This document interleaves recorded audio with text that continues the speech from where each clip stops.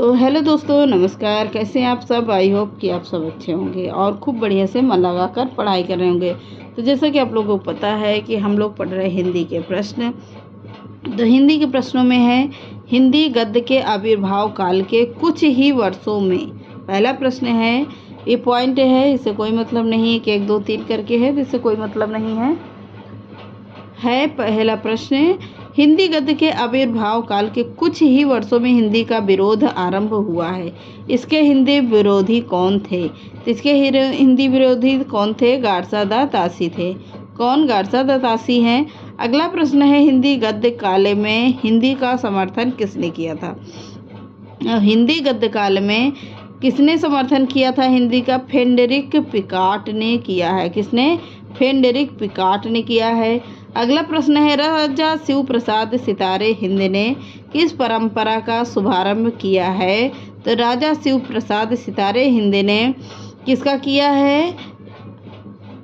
का खा, डी ने का खा गा और जाफा 5 अरबी फारसी ध्वनि चिन्हों में नीचे बिंदी यानी नुकला, जिसको नीचे देख रहे होंगे आप लोग कि यहाँ पर क्या लगा है? नुकला लगा हुआ है। नुकला लगाने की परंपरा का शुभारंभ किया था राजा शिव प्रसाद सितारे हिंद ने। अगला प्रश्न है, मुंशी प्रेमचंद के साहित्य में किसकी शैली का स्पष्ट प्रभाव है? किसकी शैली का स्पष्ट प्रभाव है? तो मुंशी प्रेमचंद के साहित्य में राजा शिव प्रसाद सितारे हिंद का शैली का प्रभाव है। सितारे हिंद की शैली का प्रभाव है। अगला प्रश्न है, राजा लक्ष्मण सिंह की शैली का प्रभाव किसके साहित्य में है? प्रश्न घुमा घुमा कर है, कई तरह से पूछा जा सकता है। तो राजा लक्ष्मण सिंह की शैली का प्रभाव दयानंद सरस्वती के साहित्य में है। अगला प्रश्न है, साहित्य में उर्दू एवं हिंदी के समर्थक कौन थे? तो साहित्य में राजा शिव प्रसाद सितारे हिंद और संस्कृत निष्ठ हिंदी के समर्थक थे। अगला प्रश्न है, हिंदी क्षेत्र में पुनर्जागरण की पहली सशक्त साहित्यिक अभिव्यक्ति किसके व्यक्तित्व में मिलती है? तो प्रश्न घुमा घुमा कर है, किसके व्यक्तित्व में मिलती है? पुनर्जागरण की पहली सशक्त साहित्यिक भारतेंदु हरिश्चंद्र के व्यक्तित्व में मिलती है। किसके व्यक्तित्व में? भारतेंदु हरिश्चंद्र के व्यक्तित्व में मिलती है। हम लोग पढ़ रहे हैं अब एलटी ग्रेड की क्लास से। एलटी ग्रेड की क्लास पढ़ेंगे और अच्छे से अच्छे प्रश्नों को प्रैक्टिस करेंगे। तो चलिए आज के सेशन को स्टार्ट करते हैं। देखते हैं आज के सेशन का पहला प्रश्न। पहला प्रश्न है, हिंदी क्षेत्र में, किसमें? हिंदी क्षेत्र में पुनर्जागरण की पहली सशक्त साहित्यिक अभिव्यक्ति किसके व्यक्तित्व में मिलती है? तो किसके व्यक्तित्व में मिलती है? प्रश्न ये कह रहा है। तो किसके व्यक्तित्व में मिलती है? पुनर्जागरण की पहली सशक्त साहित्यिक अभिव्यक्ति भारतेंदु हरिश्चंद्र के व्यक्तित्व में मिलती है। किसके? भारतेंदु हरिश्चंद्र के व्यक्तित्व में मिलती है। अगला प्रश्न है, तदीय समाज 1873 के संस्थापक कौन हैं? कौन है 1873 के संस्थापक? तो बाबू हरिश्चंद्र हैं। कौन होंगे? बाबू हरिश्चंद्र होंगे। अगला प्रश्न है, बाबू हरिश्चंद्र हैं। अगला प्रश्न है, भारतेंदु का सर्वाधिक महत्वपूर्ण नाटक कौन सा है जो सत्ता का विवेकहीनता का रूप प्रदर्शित करता है? जो सत्ता का विवेकहीनता का रूप प्रदर्शित करता है तो वह कौन होंगे? भारतेंदु का सर्वाधिक महत्वपूर्ण नाटक अंधेर नगरी है, जो सत्ता की विवेकहीनता का रूप प्रदर्शित करता है। कौन सी है? अंधेर नगरी है। अगला प्रश्न है, भारतेंदु को हिंदी में साहित्य लेखन की प्रेरणा किससे प्राप्त हुई है? किससे प्राप्त हुई है?